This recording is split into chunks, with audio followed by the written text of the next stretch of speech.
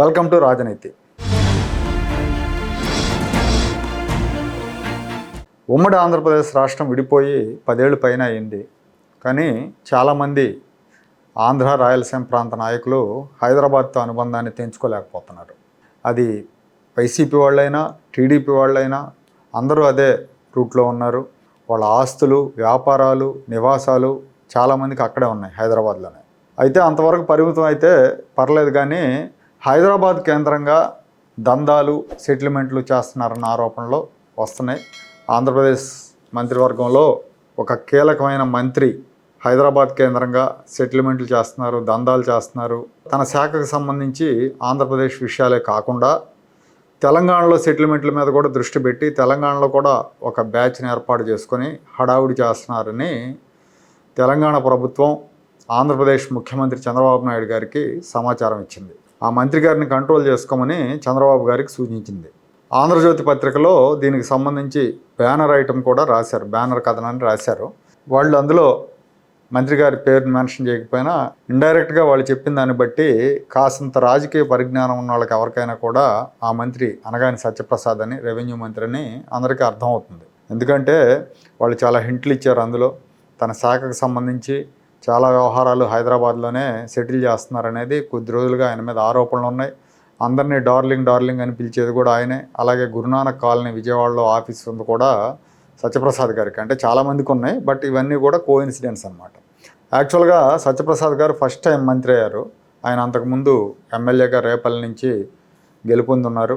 సత్యప్రసాద్ గారికి రెవెన్యూ శాఖ ఇవ్వటం అందరినీ ఆశ్చర్యచకితులను చేసింది ఆ రోజున. ఎందుకంటే రెవెన్యూ అనేది చాలా కీలకమైన శాఖ. సీనియర్ నాయకులకే, అనుభవం ఉన్న వాళ్ళకే, మంత్రులుగా పనిచేసిన అనుభవం ఉన్న వాళ్ళకే రెవెన్యూ శాఖ ఇవ్వటం అనేది జరుగుతూ ఉంటుంది. జనరల్గా ఏంటంటే గతంలో పాత రోజుల్లో ఎలా ఉండేదంటే ముఖ్యమంత్రి తర్వాత ఆర్థిక, రెవెన్యూ, హోంశాఖ ఈ మూడు కూడా చాలా ప్రాధాన్యత కలిగిన శాఖలు. ఈ మూడు శాఖల్ని సీనియర్ నాయకులకు అప్పగించడం అనేది అది ఒక సంప్రదాయంగా ఉండేది. కానీ ఆ తర్వాత కాలంలో ఏమైందంటే రాజశేఖర రెడ్డి గారు ముఖ్యమంత్రి అయిన తర్వాత హోంశాఖని డమ్మీగా ఒక డమ్మీ లీడర్కి హోంమంత్రి పదవి ఇవ్వటం అలవాటు చేశారు. ఆయన తొలి విడత ముఖ్యమంత్రి అయినప్పుడు సీనియర్ నాయకుడు జానారెడ్డి గారికే ఇచ్చారు. రెండోసారి అయినప్పుడు సబితా ఇంద్రారెడ్డికి హోంశాఖ ఇచ్చారు. ఇక ఆ తర్వాత అదే సంప్రదాయాన్ని కేసీఆర్, చంద్రబాబు నాయుడు గారు, అలాగే జగన్మోహన్ రెడ్డి గారు వీళ్ళు కూడా అదే సంప్రదాయాన్ని పాటించారు. హోంశాఖని ఒక జూనియర్ లీడర్కి ఇవ్వటం అలవాటుగా చేసుకున్నారు. అయితే ఆర్థిక, రెవెన్యూ శాఖలు సీనియర్లకి, కాస్త పరిజ్ఞానం ఉన్న వాళ్ళకి ఇచ్చేవాళ్ళు. ఎందుకంటే ఆర్థిక శాఖ నిర్వహణ అనేది కత్తి మీద సాము. అందులో ఆంధ్రప్రదేశ్ లాంటి అప్పుల పాలైన రాష్ట్రానికైతే ఇంకా సమర్థుడైన ఆర్థిక మంత్రి ఉండాలి. అందులో భాగంగానే కేశవ్ గారిని పెట్టారు. కానీ రెవెన్యూ శాఖకు వచ్చేసరికి ఆశ్చర్యకరంగా కొత్త మంత్రి అనగాని సత్యప్రసాద్కు ఆ శాఖను అప్పచెప్పారు. అప్పుడే చాలామంది అనుకున్నారు ఇంత ప్రాధాన్యత కలిగిన శాఖను సత్యప్రసాద్ గారికి ఇచ్చారేంటని. సరే, ఇక ఆంధ్రజ్యోతి కథనం విషయానికి వస్తే ఇప్పుడు సత్యప్రసాద్ గారు వారంలో 3 రోజులు హైదరాబాద్లోనే మకాం వేస్తున్నారు. శుక్ర, శని, ఆదివారాలు అక్కడ ఒక హోటల్లో, ఒక స్టార్ హోటల్లో ఆయన అడ్డాగా చేసుకొని 1 రోజున్నర 2 రోజులు ఈ శాఖాపరమైన సెటిల్మెంట్లు, అలాగే తెలంగాణలో కొన్ని సెటిల్మెంట్లు కూడా చేస్తున్నారు. ఇంకో రోజు గానా బజానాలకు కేటాయిస్తున్నారని చెప్పి రాసుకొచ్చారు. గతంలో ఈయన మీద ఉన్న ప్రచారం ఏంటంటే క్యాజినోలు ఇలాంటి వాటికన్నిటికి కూడా పార్టీలకు అతీతంగా అందరూ ఫ్రెండ్స్ ఉంటారు, అందరినీ కలిసి వెళ్తూ ఉంటారు వీళ్ళందరూ అనేది ఒక ప్రచారం ఉండేది గతంలో. ఇప్పుడు కూడా హైదరాబాద్ కేంద్రంగా బీఆర్ఎస్ పార్టీకి సంబంధించిన వాళ్ళు, తర్వాత కాంగ్రెస్, వైసీపీ అందరూ, టీడీపీ అందరూ కూడా ఈయన మిత్ర బృందంలో ఉంటారు. వీళ్ళందరితో ఇవన్నీ నడుస్తూ ఉంటాయని చెప్పి చెప్తూ ఉంటారు. హైదరాబాద్కి సంబంధించి తెలంగాణ రాష్ట్రానికి సంబంధించిన సెటిల్మెంట్లో కాంగ్రెస్ పార్టీ నాయకులు కూడా కొంతమంది పార్టిసిపేట్ చేశారనేది ఒక సమాచారం ఉంది. అలాగే షబ్బీర్ అలీ, కాంగ్రెస్ పార్టీ ముఖ్య నాయకుడు షబ్బీర్ అలీ గారి బంధువు ఒక ఆయన వీటిల్లో కీలకంగా ఉన్నారని కూడా చెప్తా ఉన్నారు. ఇంకా బీఆర్ఎస్ పార్టీ నాయకులు కూడా కొంతమంది ఈయన హైదరాబాద్లో ఉన్నప్పుడు ఈయనతోనే ఉంటారని చెప్తున్నారు. జనరల్గానే ఎలా ఉంటుందంటే విఐపీల మూవ్మెంట్ మీద వాళ్ళు ఏ రాష్ట్రానికి సంబంధించిన వాళ్ళైనా కానీ ఇంటెలిజెన్స్ వాళ్ళు ఒక కన్నేసి ఉంచుతారు. అందులో భాగంగానే తెలంగాణ ఇంటెలిజెన్స్ వాళ్ళు ఆంధ్ర మంత్రుల మీద, వాళ్ళ కదలికల మీద కన్నేసి ఉంచారు.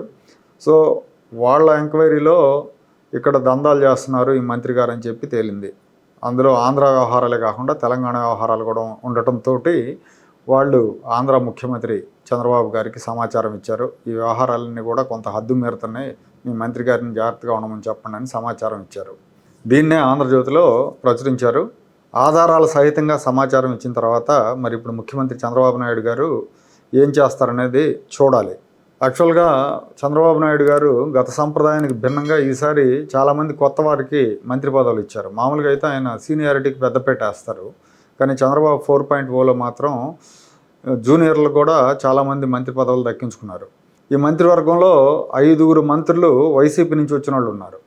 మామూలుగా అయితే ఇంత పెద్ద సంఖ్యలో అవతల పార్టీ నుంచి వచ్చిన వాళ్ళకి మంత్రి పదవి ఇవ్వడం అనేది జరగదు, కానీ ఈసారి జరిగింది. అది గడిచిన 6 నెలలుగా వీళ్ళలో చాలామంది మీద రకరకాల ఆరోపణలు వస్తున్నాయి. వైసీపీ నుంచి వచ్చిన వాళ్ళ మీద అయితే ఎక్కువ ఆరోపణలు ఉన్నాయి. ఈ ఆరోపణల మీద నిజాలు నిగ్గదేల్చి, అంటే ఎంక్వైరీ చేసి అసలు వాస్తవం కాదనేది తేల్చుకొని మంత్రుల్ని సరైన బాటలో నడిపించకపోతే ప్రభుత్వానికి చెడ్డ పేరు వస్తుంది.